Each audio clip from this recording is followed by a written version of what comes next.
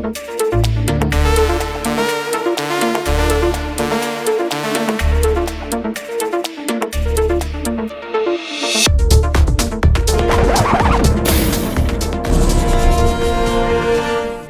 انہوں نے یہ کہہ دیا کہ اگر کوئی یو ٹرن نہیں لے گا تو وہ سیاستدان ہی نہیں کہلائے گا، اس لیے اسے سیاستدان کہلوانے کے لیے ضروری ہے کہ جو صبح کہے گا وہ شام سے تبدیل کرے گا، جو شام کو کہے گا اگلے دن اسے تبدیل کرنا ہوگا، اور یہ تبدیلی کسی تبدیلی کے آثار نہیں ہے، اور یہ تبدیلی عوام کے لیے کوئی تبدیلی ثابت نہیں ہو سکتی۔ جو تبدیل کراتے ہیں وہ سامنے بھی نہیں آتے اور چھپنے بھی نہیں دیتے، اور ہر الزام عمران خان کو مل رہا ہے۔ لیکن اس ساری سناریوں میں یہ بتا دیں کہ عمران خان کی اپنی زندگی کتنی محفوظ ہے؟ دیکھیے، زندگی اور موت کسی اور کے ہاتھ میں ہے۔ البتہ یہ کہ ماضی کیا تھا وہ بھی قوم کے سامنے ہے، حال کی بدحالی بھی سامنے ہے۔ مستقبل کے لیے میں سمجھتا ہوں کہ ہم دعاگو ہیں کہ اللہ تعالیٰ جس کے بھی ہاتھ میں زمام اور انان اقتدار و پاکستان اسلامی جمہوریہ کا، وہ ایسے عمل کر سکے کہ یہ ملک قائم و دائم رہ سکے، اور غریب اور مظلوم عوام اور کشمیری عوام کے جو توقعات ہیں پاکستان کے یا بیرون ملک جو پاکستانی اپنا خون پسینہ ایک کر کے اس ملک کے بقا کے لیے جو محنت کر رہے ہیں، ان کے توقعات کو اللہ پورا کرے اور ان کی زندگی میں ہی پورا ہو، تو یہ بہت بڑی بات ہوگی۔ اگر پی ٹی آئی کی حکومت گر جاتی ہے یا 2023 میں الیکشن ہوتے ہیں تو آپ نیکسٹ حکومت کس کی دیکھ رہے ہیں؟ دیکھیے، مسئلہ یہ نہیں ہے کہ حکومت کس کی ہے، مسئلہ یہ ہے کہ کیا یہ نظام چل سکتا ہے یا نہیں۔ شیراز صاحب، میں آپ کو بتاؤں، آپ ابھی پاکستان سے ہو کر گئے ہیں، شاید آپ کو علم ہوگا، لیکن اس نظام میں جو دیمک لگی ہوئی ہے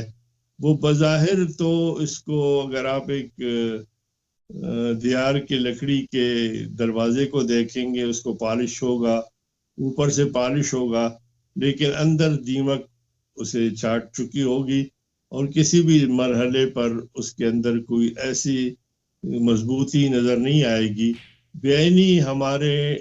سیاسی نظام میں، پارلیمانی نظام میں، موجودہ نظام میں، انتخابی نظام میں، اور یہ ریاست اور حکومت کے درمیان کے جو پل ہے، اس کے اندر جو اس وقت دیمک زدہ صورتحال ہے، اس کا ازالہ جتنی جلد ممکن ہو سکے وہ ضروری ہے، ورنہ کسی دن بھی بظاہر نظام پالش شدہ سامنے آئے گا، لیکن کوکلا نظام خدا نخواستہ کہیں گر پڑے تو وہ انتہائی نقصان دہ ثابت ہوگا۔ مولانا فضل الرحمان سے مولانا شیرانی صاحب اور آپ نے اختلاف کیا اور آپ الگ ہو گئے، ان کی سیاست پر آئندہ آپ کے الگ ہونے سے یا شیرانی صاحب کے الگ ہونے سے کتنا ڈیمیج پڑ سکتا ہے، کتنا ان کو ڈیمیج ہو سکتا ہے؟ دیکھیے، ایک بات تو میں واضح کروں کہ نہ میں الگ ہوا ہوں نہ شیرانی صاحب الگ ہوئے۔ ہم نے اصلاح احوال کی بات کی ہے، جس طرح میں آپ کے سامنے گزارش کر رہا ہوں، یہی باتیں ہم نے پارٹی کے اندر کی۔ سن 1973 کے اواخر میں جمعیت علماء اسلام کا رکن بنا، اور مولانا فضل الرحمان صاحب کے والد گرامی حضرت مولانا مفتی محمود نے اپنے قلم سے میری رکنیت سازی کاٹی اور اس پہ دستخط کیے۔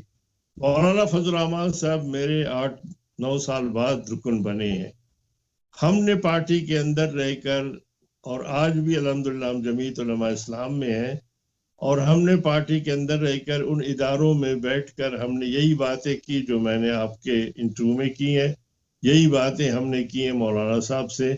مسئلہ یہ ہے کہ یہ جو 4 آدمی ہیں، ہم ان کو مولانا کو موروثی سیاست کے حوالے سے تنقید کا نشانہ بناتے رہے۔ ہم نے آزادی مارچ کے حوالے سے جو باتیں کی پارٹی کے اندر کی، اور ہماری ایک ایک بات، ایک ایک خدشات جو ہم نے سامنے لائے تھے وہ قوم کے سامنے آ گئے، استعفوں کے بارے میں تھے جس طریقے سے بھی تھا، لیکن ہمارے نواز شریف صاحب نے جو بیانیہ دیا اور اداروں کے خلاف جس طرح بات کی، میں نے اس کی بھی حوالے سے کہا کہ ان کا ذاتی رائے ہے، تو ہم نکلے نہیں ہیں بلکہ ہمیں غیر دستوری طور پر خارج کرنے کا اعلان کیا گیا جس کا ان کو کوئی اختیار نہیں تھا، اور الحمدللہ اس بات کو ہمارے جو سنجیدہ ارکان ہیں انہوں نے بھی تسلیم کیا ہے اور دنیا میں بھی تسلیم کیا ہے۔ اگر ہم خود نکلتے، اپنے والد کے دور کے اس دستور کو بحال کیجئے، آپ فیئر الیکشن اپنی پارٹی میں کروائیے، اللہ کرے کہ آپ کو ہی ووٹ ملے، ہم سب آپ کے ساتھ کل بھی تھے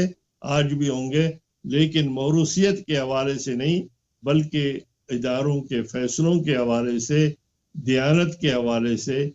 ہم پورے ملک میں اگر فیئر الیکشن چاہتے ہیں، پی ڈی ایم چاہتی ہے، ہر پارٹی چاہتی ہے، تو سب سے پہلے جے یو آئی اپنے اندر فیئر الیکشن کرا دے، اس میں جو بھی آتا ہے اس کے لیے ضروری ہے کہ وہ فیئر الیکشن کے تحت ہی آ جائے، موروثیت کے حوالے سے نہ آئے، اور فیصلے ادارے کریں،